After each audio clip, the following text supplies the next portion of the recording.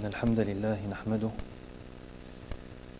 ونستعينه ونستغفره ونعوذ بالله من شرور أنفسنا وسيئات أعمالنا من يهده الله فلا مضل له ومن يضلل فلا هادي له وأشهد أن لا إله إلا الله وحده لا شريك له وأشهد أن محمدًا عبده ورسوله صلى الله عليه وعلى آله وصحبه وسلم تسليمًا كثيرًا.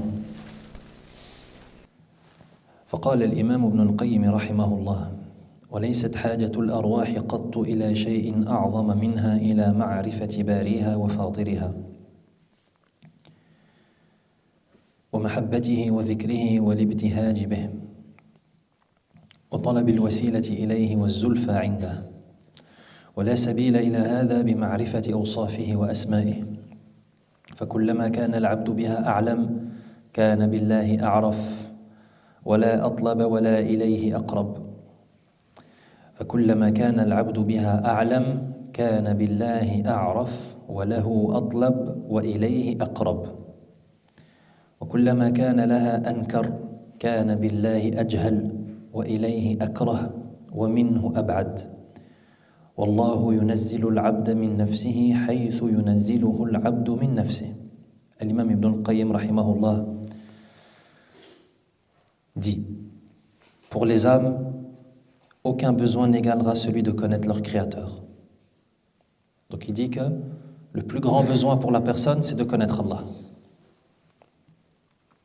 de connaître leur créateur, de l'aimer, de l'évoquer, d'en être réjoui, de chercher à obtenir un haut rang auprès de lui et de s'en rapprocher. Ibn al-Qayyim rahimahullah, il nous explique que ça, c'est le plus grand besoin pour la personne.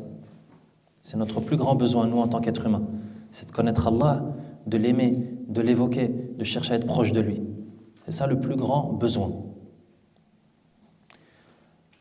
Ensuite, il continue, il dit: or, cela ne peut se réaliser qu'après la connaissance de ses noms et de ses attributs. On ne peut pas connaître Allah si ce n'est en passant par ses noms et ses attributs. Plus le serviteur en aura connaissance, plus il connaîtra Allah, et plus il se mettra en quête de lui, et plus il se rapprochera de lui. C'est des phrases très profondes en sens. Si on s'arrêtait sur chaque phrase, on pourrait parler des heures. Comme vous savez, Ibn al-Qayyim rahimahullah, il est très profond dans sa réflexion. Il dit, on répète, il dit: or cela ne peut se réaliser qu'après la connaissance. Or cela ne peut se réaliser qu'après la connaissance de ses noms et de ses attributs. C'est-à-dire que plus le serviteur en aura connaissance des noms et des attributs d'Allah, plus il connaîtra Allah. Et plus il connaîtra Allah, plus il se mettra en quête de lui. Et plus il se rapprochera de lui. Et à l'inverse, plus il ignore les noms et les attributs d'Allah, plus il sera ignorant à son sujet. Plus il ignore les noms et les attributs d'Allah, plus il sera ignorant à son sujet. Et plus Allah le détestera. Et plus il sera éloigné de lui. Donc regardez le lien qui est entre le fait de connaître Allah et l'amour qu'on porte pour Allah. Au plus on connaît Allah, au plus on va l'aimer. Et au moins on connaît Allah, au moins on va l'aimer. Waliyadhu billah. Alors qu'Allah subhanahu wa ta'ala, c'est censé être celui qu'on aime par-dessus tout. Ensuite il dit, en fait, Allah accorde son estime au serviteur à concurrence de l'estime que ce dernier lui accorde. Ça veut dire qu'Allah subhanahu wa ta'ala, il aura de l'estime pour toi en fonction de toi, l'estime que tu donnes à Allah. Allah, il aura de l'importance, il te donnera de l'importance en fonction de l'importance que tu lui donnes. Si Allah subhanahu wa ta'ala, il occupe chez toi la plus grande place dans ton cœur, Allah subhanahu wa ta'ala, il va te donner une grande importance et un haut rang. Et l'inverse, si Allah subhanahu wa ta'ala chez toi, il n'est pas important, il n'a pas une grande estime dans ton cœur, eh ben, ce sera pareil de la part d'Allah subhanahu wa ta'ala. Il ne te donnera pas une grande estime et une grande importance. فمعرفة الله عز وجل تقوي جانب الخوف والمراقبة وتعظم الرجاء في القلب وتزيد في إيمان العبد وتثمر أنواعا كثيرة من العبادة ولا سبيل إلى هذه المعرفة ولا طريق إليها إلا تدبر كتاب الله وما تعرف به سبحانه إلى عباده على ألسنة رسله من أسمائه وصفاته وأفعاله وما نزه نفسه عنه مما لا ينبغي له ولا يليق به سبحانه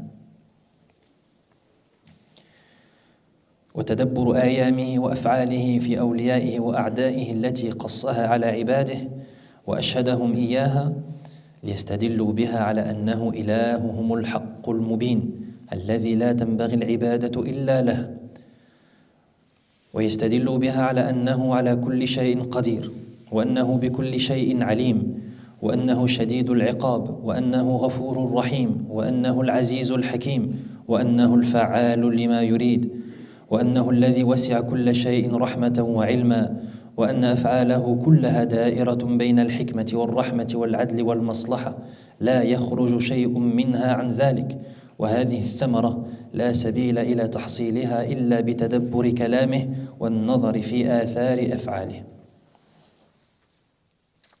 Toujours Ibn al-Qayyim rahimahullah qui dit: ainsi connaître Allah, ça renforce le sentiment de crainte et de respect envers lui.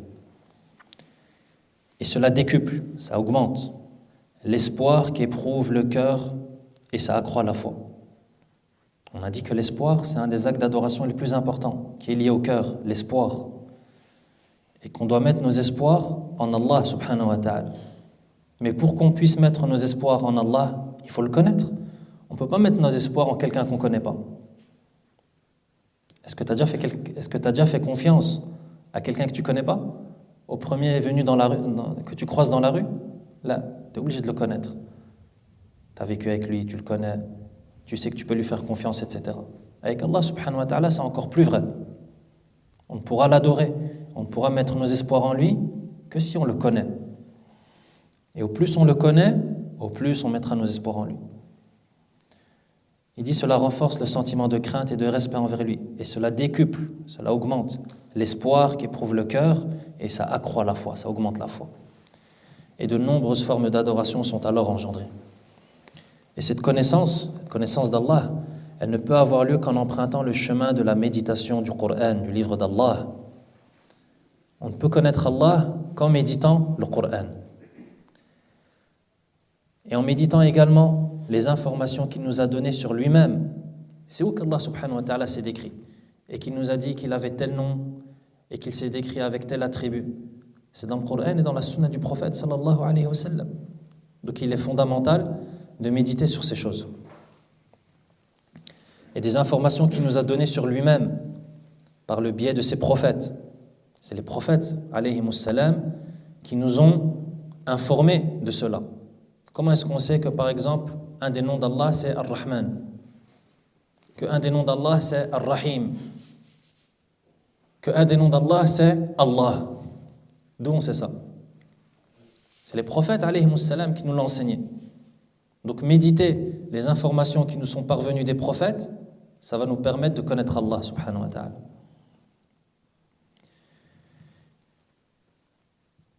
Elle s'acquiert, la connaissance d'Allah, elle s'acquiert, elle s'obtient en méditant sur toutes les inconvenances desquelles il s'est exempté, c'est-à-dire de tous les défauts qu'Allah subhanahu wa ta'ala a niés à propos de lui-même.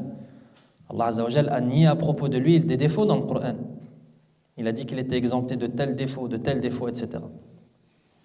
Ça aussi, il faut le méditer pour que notre connaissance d'Allah s'accroît et augmente.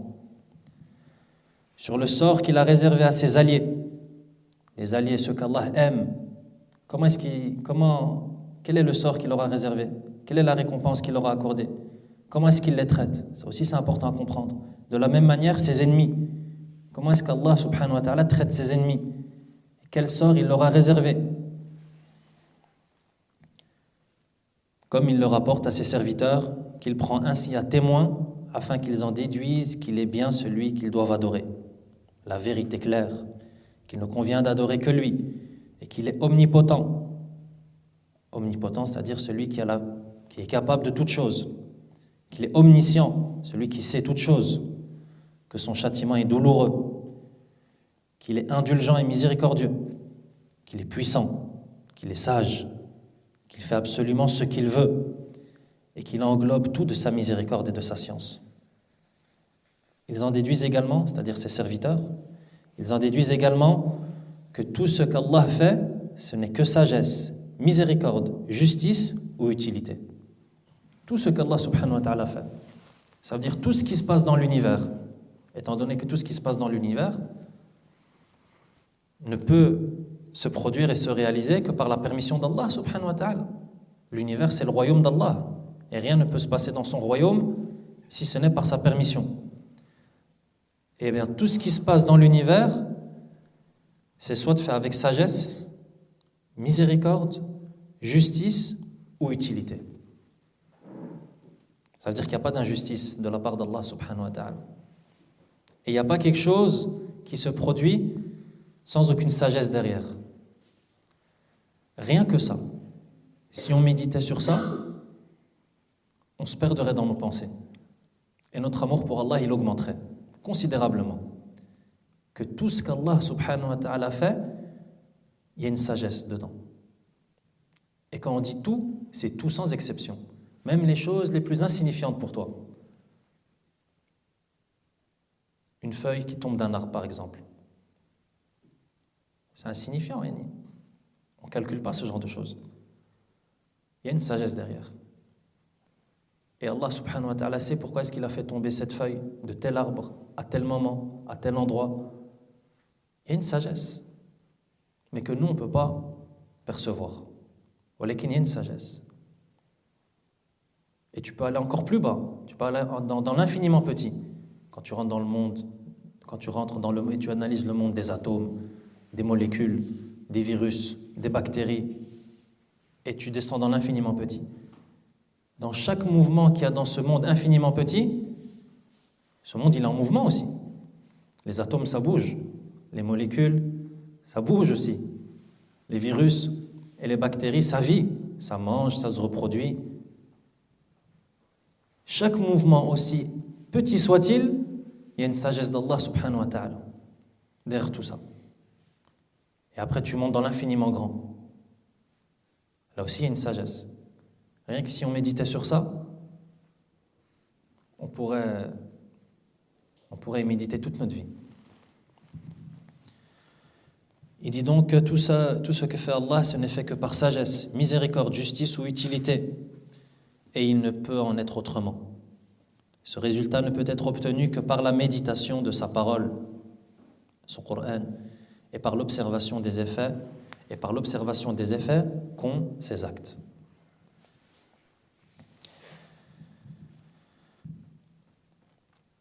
أما من خالف هذه الجادة وتنكب هذا الصراط وسلك طريق أهل الزيغ في معرفة الله فما أبعده عن معرفة ربه وخالقه بل إنه يكون أضعف الناس معرفة بالله وأقلهم خوفا وخشية منه. قال الإمام ابن القيم رحمه الله بعد أن بين أن تفاوت الناس في معرفة الله يرجع إلى تفاوتهم في معرفة النصوص النبوية وفهمها والعلم بفساد الشبه المخالفة لحقائقها. قال وتجد أضعف الناس بصيرة أهل الكلام الباطل المذموم الذي ذمه السلف لجهلهم بالنصوص ومعانيها وتمكن الشبه الباطلة من قلوبهم. ثم بين أن العوام أحسن حالا من هؤلاء وأقوى معرفة بربهم منهم فقال وإذا تأملت حال العامة الذين ليسوا مؤمنين عند أكثرهم رأيتهم أتم بصيرة منهم وأقوى إيمانا وأعظم تسليما للوحي وانقيادا للحق. Quant à celui qui va à l'encontre de cette voie, c'est-à-dire la voie de la méditation, des noms et des attributs d'Allah subhanahu wa ta'ala, celui qui va à l'encontre de cette voie et s'écarte de la route en empruntant les chemins de ceux qui ont dévié dans la connaissance d'Allah, comme on en a parlé à la séance précédente, c'est-à-dire ceux qui interprètent les noms et les attributs d'Allah d'une manière qui est fausse et d'une manière qui contredit la religion, comme on avait insisté sur ce point. La science des noms et des attributs d'Allah, on a dit, c'est la science qui est la plus noble, mais il est fondamental et il est important que cette science soit comprise comme il se doit. Il y a des règles à respecter. Comme on avait cité par exemple le fait que lorsqu'on parle des noms et des attributs d'Allah, il n'est pas permis de s'imaginer. Pourquoi ? Car Allah subhanahu wa ta'ala, rien ne lui ressemble. Ça, c'est une des règles par exemple. Et on avait parlé de cette tendance qui existait, qui était Ahlul Kalam, les gens du Kalam, c'est-à-dire ceux qui interprètent les noms et les attributs d'Allah de par leur raison, qui eux ne respectent pas ces règles.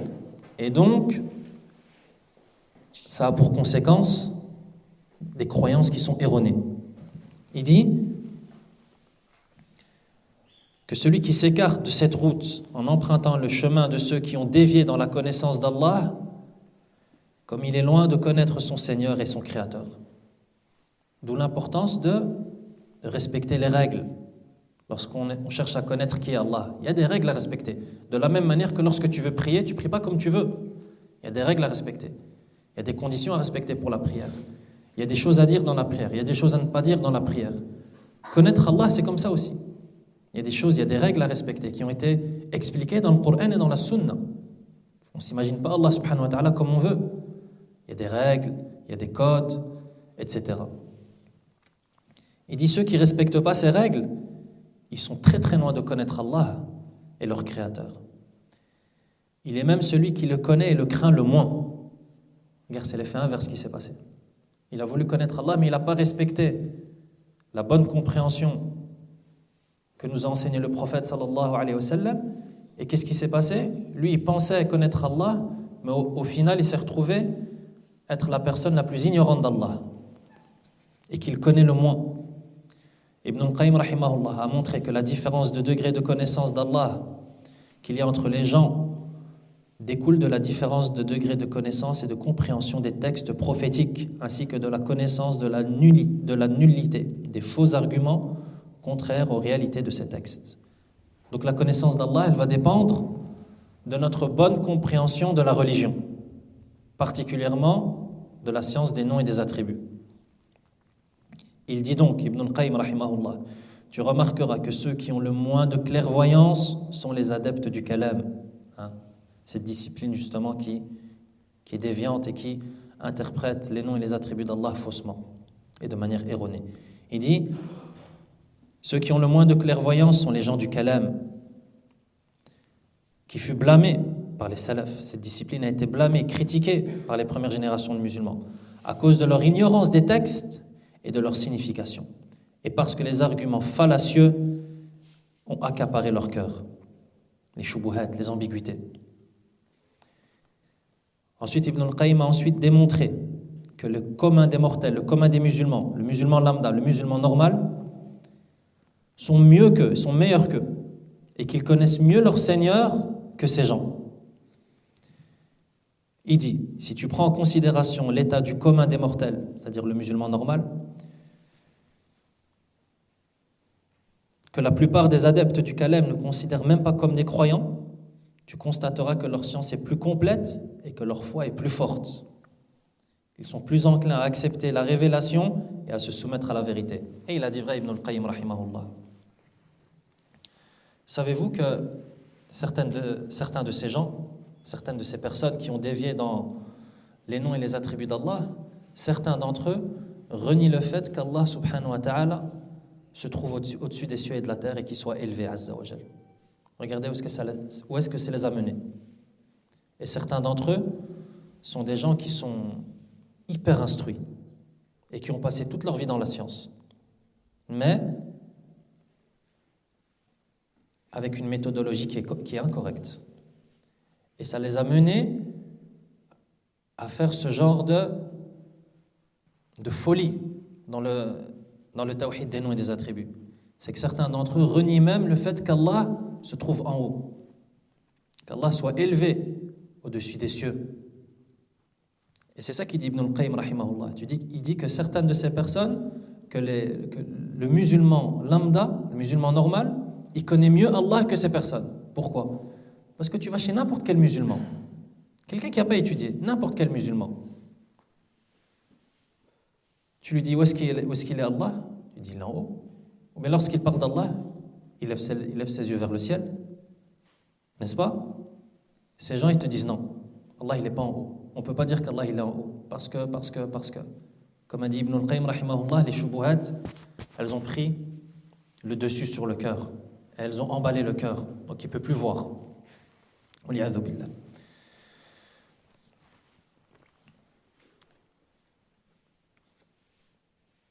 وقد كان رحمه الله نبه قبل هذا على أهمية البصيرة في توحيد الأسماء والصفات وفقهها وفهمها على نهج السلف الصالح وعلى أهمية الحذر من شبه أهل الكلام الباطل المفسد لهذا التوحيد.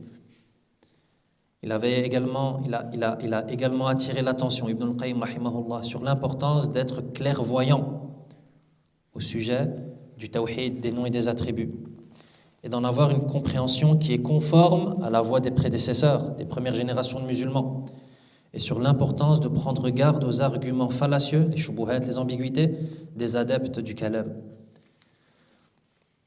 ثم ذكر كلاما نافعا جامعا مؤديا إلى هذه البصيرة فقال.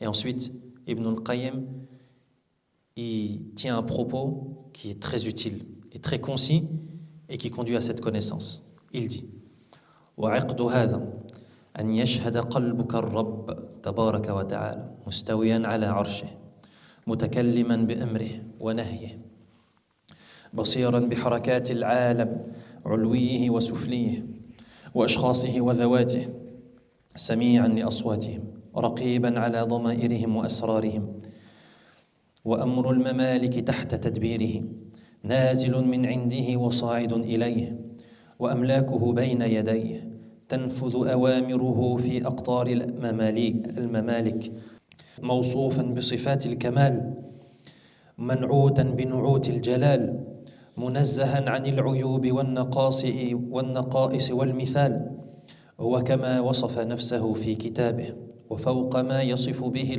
خلقه حي لا يموت قيوم لا ينام عليم لا يخفى عليه مثقال ذرة في السماوات ولا في الأرض بصير يرى دبيب النملة السوداء على الصخرة الصماء في الليلة الظلماء سميع يسمع ضجيج الأصوات باختلاف اللغات على تفنن الحاجات تمت كلماته صدقا وعدلا وجلت صفاته أن تقاس بصفات خلقه شبها ومثلا وتعالت ذاته أن تشبه شيئا من الذوات أصلا ووسعت الخليقة أفعاله عدلا وحكمة ورحمة وإحسانا وفضلا له الخلق والأمر وله النعمة والفضل وله الملك والحمد وله الثناء والمجد.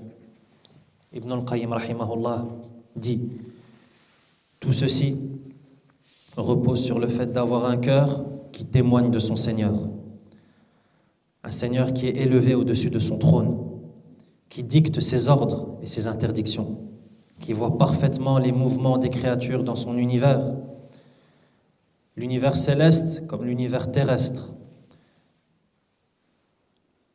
qui voit parfaitement les mouvements des créatures dans l'univers céleste et dans l'univers terrestre, et également le mouvement des corps et des âmes, qui entend parfaitement toute leur voix, qui veille sur le fond de leur âme et de leurs secrets. Et le sort des différents domaines de son royaume dépend de ses directives. Tout dépend des directives qu'Allah subhanahu wa ta'ala donne. Rien ne peut se passer dans son royaume sans ses directives, subhanahu. À partir de lui, elles descendent et vers lui, elles remontent. Ce qu'il possède est entre ses mains. Ses ordres sont exécutés aux quatre coins de son royaume. Les attributs parfaits sont les siens. Les propriétés de la majesté lui sont attribuées. Loin de lui tout défaut, toute imperfection et tout semblable. Loin de lui tout défaut, toute imperfection et tout semblable. C'est-à-dire qu'Allah subhanahu wa ta'ala n'a aucun défaut. Il n'a aucune imperfection et il ne possède aucun semblable. Il est tel qu'il se définit lui-même dans son livre et bien au-dessus de la définition que donnent de lui ses créatures. Ça veut dire que si nous on devait se mettre à décrire Allah, on ne pourrait pas y arriver. Walakin c'est Allah subhanahu wa ta'ala qui s'est décrit dans le Coran et dans la Sunna. Il est vivant et ne meurt jamais. Il est celui sans lequel rien ne peut exister. Et il ne dort jamais. Il sait tout. Rien de ce qu'il y a dans les cieux ou sur la terre, ne serait-ce qu'une poussière, ne lui échappe. Rien ne lui échappe. Il est celui qui voit parfaitement. Il voit la fourmi noire qui avance sur un gros rocher par une nuit sombre. Il est celui qui entend parfaitement. Il entend le tumulte des voix dans des différentes langues, employées à diverses fins. Ses paroles sont parfaites en termes de véracité et de justice. Ses attributs sont bien trop grands pour que ceux de ces créatures, par analogie, leur soient comparés ou pris pour exemple. Son essence est bien au-dessus de celle des autres pour pouvoir leur ressembler. Ses actes couvrent de justice, de sagesse, de miséricorde, de bienfaisance et de grâce toutes ces créatures. À lui seul appartient le pouvoir de créer et de commander, ainsi que les bienfaits et la grâce, la royauté et la louange, les éloges et la gloire lui reviennent de droit. Ensuite, il continue et il dit أول ليس قبله شيء آخر ليس بعده شيء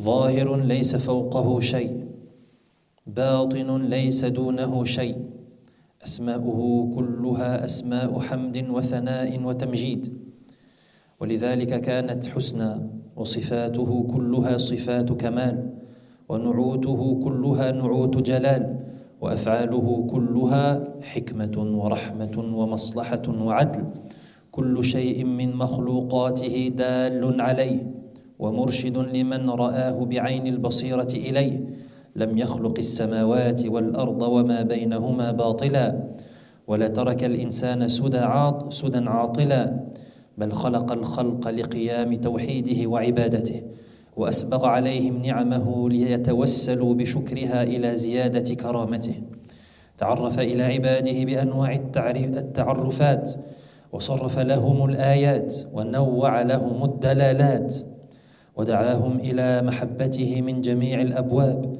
ومد بينه وبينهم من عهده أقوى الأسباب فأتم عليهم نعمه السابغة وأقام عليهم حجته البالغة أفاض عليهم النعمة وكتب على نفسه الرحمة وضمن الكتاب الذي كتبه أن رحمته تغلب غضبه. Ensuite, l'imam Ibn al-Qayyim rahimahullah, il continue et il dit il est le premier, en parlant d'Allah, il est le premier et rien ne le précède. Et il est le dernier et rien ne lui succède. Il est élevé et rien n'est au-dessus de lui. Il est proche et rien ne lui fait obstacle. Ces noms désignent tous les éloges, la louange et la glorification. C'est ce qui en fait les plus beaux des noms. Et toutes ces qualités sont parfaites et majestueuses. Ces actes sont entièrement sagesse, miséricorde, justice et utilité.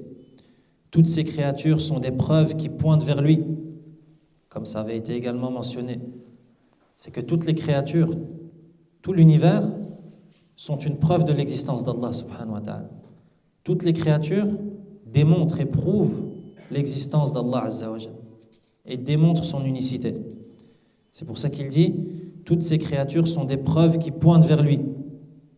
Chacune d'entre elles guide vers lui, pour ceux qui veulent bien regarder avec les yeux de la clairvoyance.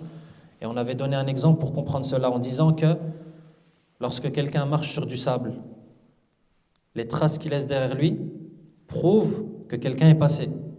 La création, c'est la même chose. C'est-à-dire que le monde dans lequel on vit, c'est comme ces traces de celui qui vient de passer, du passant.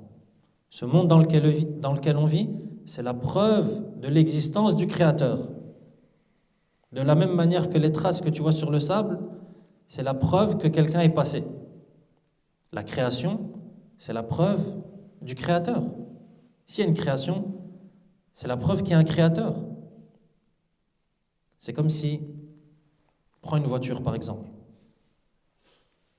La voiture, c'est la preuve qu'il y a un concepteur, il y a un ingénieur, il y a quelqu'un qui l'a conçue, qui l'a construite. L'univers, c'est la même chose. Tout le monde dans lequel on vit, même nous-mêmes, notre corps, c'est une preuve d'Allah subhanahu wa ta'ala. C'est une preuve de l'existence d'Allah subhanahu wa ta'ala. Walakin, comme a dit Ibn al-Qayyim rahimahullah, ça c'est pour ceux qui veulent bien regarder avec les yeux de la clairvoyance, ceux dont le cœur n'est pas aveugle. Par contre, celui dont le cœur il est aveugle, même s'il voit, il est en réalité aveugle. Et il ne pourra pas être clairvoyant. Il ne pourra pas y voir clair.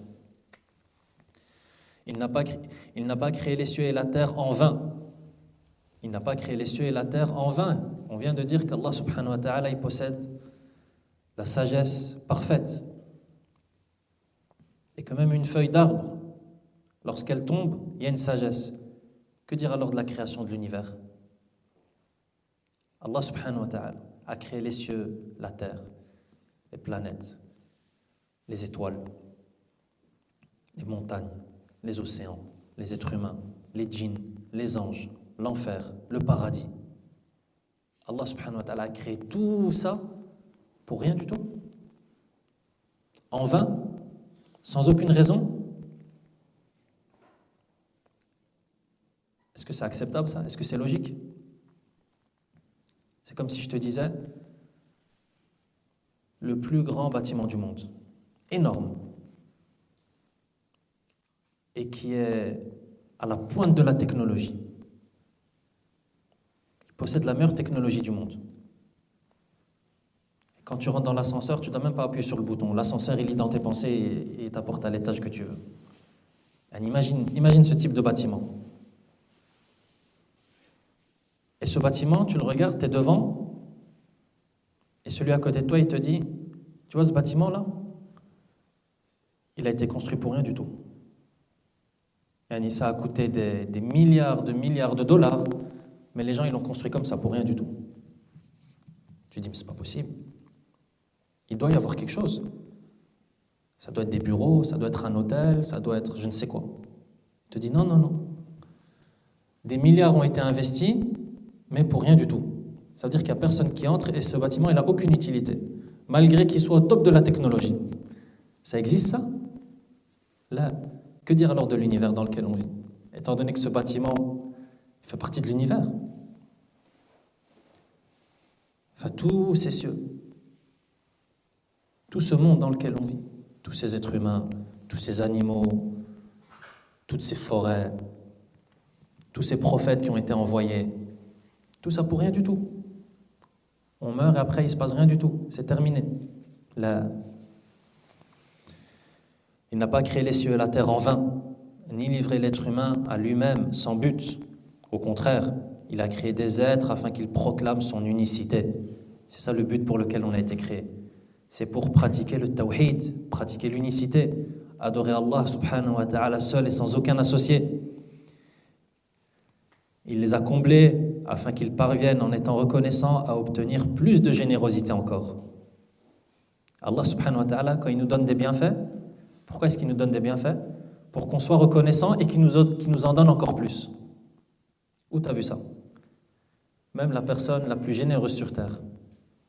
Où est-ce que tu as vu ça? Quelqu'un qui te donne pour t'en redonner après, si tu es reconnaissant. Il s'est fait connaître de ses serviteurs par de multiples moyens. Il a diversifié les signes qu'il leur a destinés, usé à leur intention de diverses indications. Il les a appelés à l'aimer par toutes les voies possibles, de même qu'il a établi par ses soins répétés une forte relation entre eux et lui. Il les a ainsi entièrement comblés et il les a mis face à des preuves irréfutables. Il a déversé sur eux une pluie de bienfaits, s'est imposé à lui-même la miséricorde. Et parmi les choses qu'il s'est imposées, il y a le fait que sa miséricorde l'emporte sur sa colère. Et parmi les choses qu'il s'est imposées à lui-même, subhanah, le fait que sa miséricorde l'emporte sur sa colère. فمن كانت معرفته لله كذلك وتفقه في هذه البصيرة كان من أقوى الناس إيمانا وأحسنهم إجلالا وتعظيما ومراقبة لله عز وجل وأكثرهم طاعة وتقربا إليه والناس في ذلك متفاوتون فمقل أو مستكثر فمقل ومستكثر. Donc, celui qui a une telle connaissance d'Allah et qui approfondit la compréhension qu'il a de cette clairvoyance fera partie de ceux qui possèdent la foi la plus forte en Allah. Tout ce qui vient d'être cité. Imagine quelqu'un, il travaille cela et il tourne sur ça. Quelle va être sa foi? Nous, on a juste pris un exemple, la sagesse. Méditer sur la sagesse d'Allah. Et tu vois que quand tu penses à ce genre de choses, ton cœur, il s'envole. Que dire de tout ce qui vient d'être cité, et tous les noms d'Allah et tous les attributs d'Allah? Il dit, celui qui a une telle connaissance d'Allah, c'est la personne qui aura la foi la plus forte en Allah et qui excellera dans la glorification et la vénération d'Allah et le respect qu'il lui voue. De même, il figurera au nombre de ceux qui lui obéissent. On le connaît, on l'aime, on lui obéit. Et se rapproche le plus de lui. Car au plus on connaît Allah, au plus on l'aimera. Au plus tu l'aimeras, au plus tu voudras être proche de lui. Et au plus tu voudras être loin de la créature, mais proche du Créateur. Et les gens ne sont pas tous au même niveau dans ce domaine. Certains sont très ambitieux et d'autres moins. Wallah ta'ala nas'al an yamunna alayna bima'rifatihi subhanahu. Allahumma munna alayna bima'rifatik. Wa sallallahu wa sallam ala nabina Muhammadin wa ala alihi wa ashabihi ajma'in.